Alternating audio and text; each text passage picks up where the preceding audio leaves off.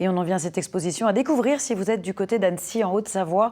Son musée château propose de découvrir des objets ayant appartenu aux Burgondes, ce peuple germanique originaire du nord de l'actuelle Pologne. Des bijoux, accessoires vestimentaires, des armes retrouvées il y a 10 ans dans une nécropole à Annecy. Des objets de la vie quotidienne, témoins de la vie au début du Moyen-Âge.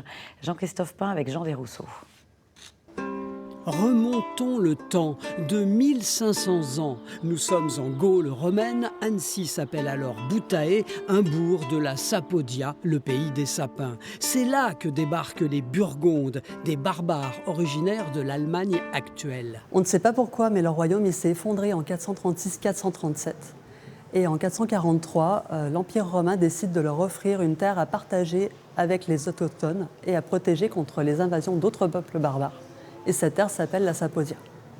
Les Burgondes se révèlent de virtuoses orfèvres, ciselant l'argent, l'or, le grenat, comme en témoignent ces fibules qui agrafaient leurs somptueuses tenues.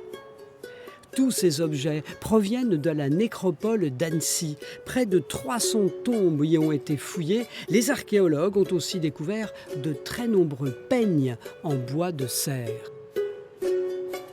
Il n'y avait que les esclaves qui avaient les cheveux courts chez les Burgondes. Il était de bon ton d'avoir les cheveux longs, homme ou femme, du moment où on était un citoyen libre. On n'avait pas le droit de tirer les cheveux de quelqu'un sans payer une amende.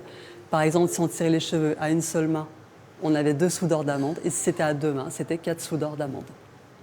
Profitant du déclin de l'Empire romain, le nouveau royaume burgonde prospère ici pendant une petite centaine d'années. Mais les Francs, leurs anciens alliés, se retournent contre eux pour mieux les absorber.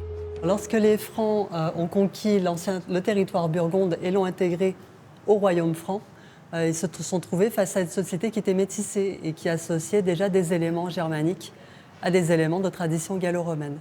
Et lorsque les Francs ont intégré donc ce territoire à leur royaume, ils ont apporté eux-mêmes leurs propres éléments culturels, ce qui a contribué à nouveau à transformer la société.